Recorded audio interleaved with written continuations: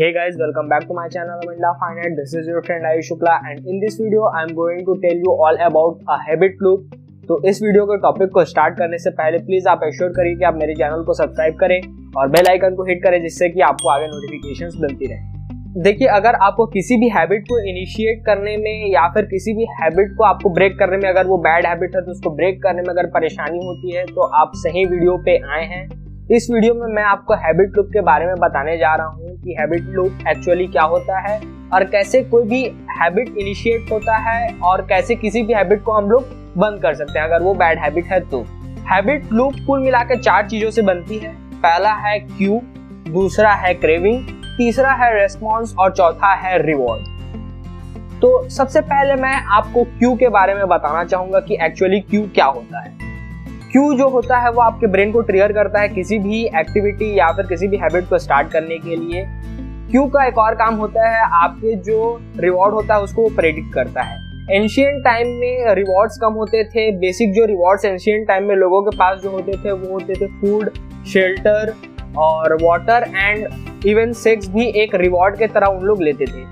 अगर आप modern scenario की बात करें तो लोग एंशिएंट जो रिवॉर्ड्स हैं उनसे हट के कुछ नए रिवॉर्ड्स बना चुके हैं, जैसे कि लव, अप्रूवल, फ्रेंडशिप और मनी।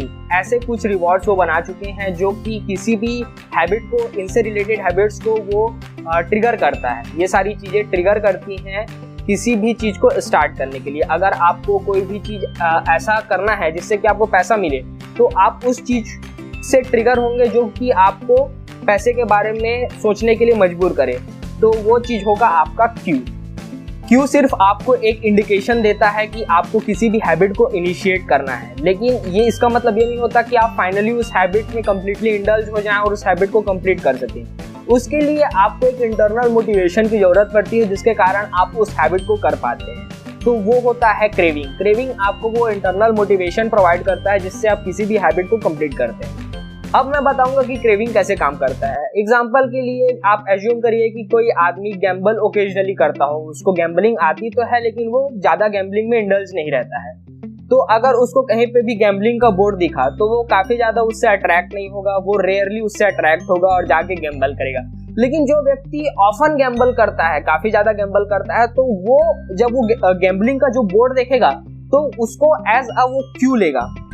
अब क्यू लेने के बाद वो गैम्बलिंग से तो पैसा कमाया जाता है, तो वहां पे वो फिर पैसा कमाने के बारे में सोचेगा।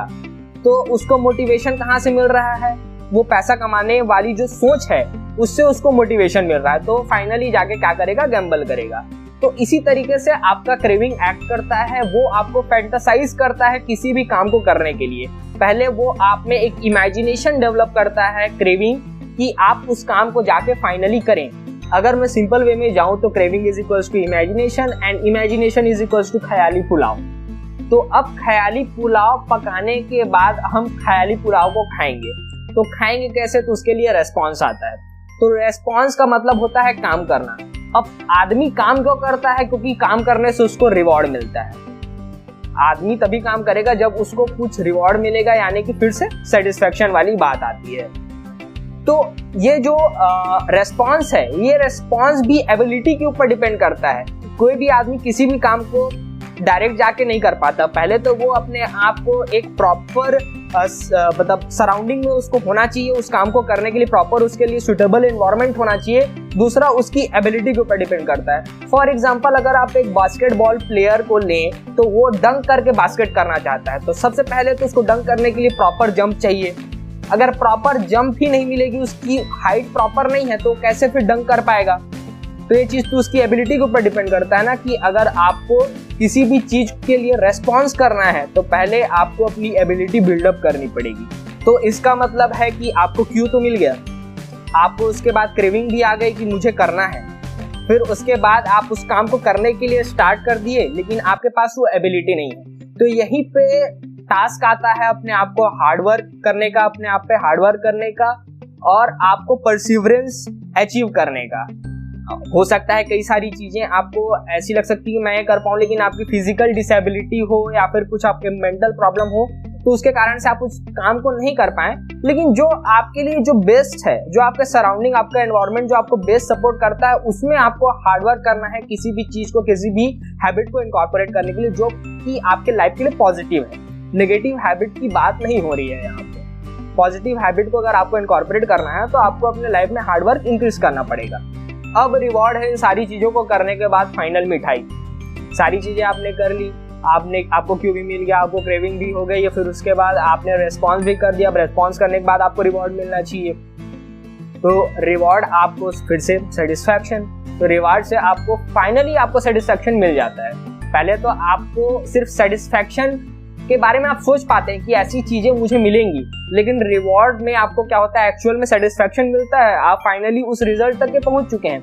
अब यही जो रिवॉर्ड होता है ना, वो आपके हैबिट को पक्का कर देता है। जब तक किसी हैबिट को करने के लिए आपके पास रिवॉर्ड नहीं मिलेगा आपको, तब तक के वो हैबिट आपके अंदर इनकॉर्पोरेट नहीं होगी। जैसे ही आप उस रिवॉर्ड को अचीव कर लेंगे, तब वो हैबिट आपकी पक्की हो जाएगी। तो वो रिवॉर्ड फिर से आपको क्यू को इनिशिएट करने में मदद करेगा।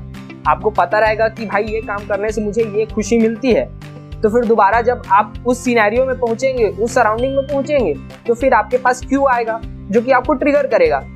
तो फिर से आप उस रिवॉर्ड के बारे में सोचेंगे, फिर वो काम करना आप चालू कर देंगे। तो रिवॉर्ड को क्या होना चाहिए, पॉजिटिव और आपके लाइफ के लिए अच्छा होना चाहिए। मतलब आपको वो कुछ वैल्यू ऐड कर रहा हो आपके लाइफ में, ऐसा रिवॉर्ड होना चाहिए आपके लिए। देखिए, मैं रेस्पॉन्स के बारे में एक और चीज बताना आपको भूल गया था कि ये जो पीरियड होता है ना, ये सबसे ज्यादा लंबा होता है। इसी में आपको सबसे ज्यादा काम करना होता है किसी भी चीज को अचीव करने के लिए या फिर हैबिट को इनकॉर्पोरेट करने के लिए। तो आप किसी भी चीज के लिए काम कर रहे होते हैं, तो लोगों को जनरली ऐसा लगता है कि जो अचीवमेंट है, जो रिवॉर्ड है, वो काफी दूर है। मतलब आपको मैं अभी एक ग्राफ दिखाऊंगा, आप उस ग्राफ से समझ सकते हैं कि लोगों को लगता है कि ना हम लीनियर ही जाएंगे, लीनियर जाके हम उस मोमेंट में पहुंचेंगे जहां हमको रिवॉर्ड मिल जाएगा। लेकिन एक्चुअली होता नहीं है, वो एक कर्व्ड ग्राफ होता है ना, कर्व्ड ग्राफ होता है। अब आप किसी भी चीज को कर रहे होते हैं, आप रेस्पॉन्स कर रहे होते हैं उस चीज पे, तो आप कर्व्ड काम कर रहे होते हैं। आपका जो हैबिट, मतलब आप जिस चीज के लिए काम कर रहे हैं रिवॉर्ड के लिए, वो रिवॉर्ड आपका डिलेड होता है। लेकिन वो रिवॉर्ड आपका क्या होता है, अगर आपके पास परसिवरेंस है तो वो रिवॉर्ड आपका फिक्स्ड होता है कि आप डिलेड होके उस रिवॉर्ड तक के पहुंचेंगे, लेकिन आप लीनियर नहीं पहुंच सकते। तो लोग क्या करते हैं कि मैं लीनियर नहीं जा रहा हूं, इसीलिए वो बीच में उसको छोड़ देते हैं, क्योंकि उनको ज्यादा समय लगता है उस रिवॉर्ड तक के पहुंचने के लिए।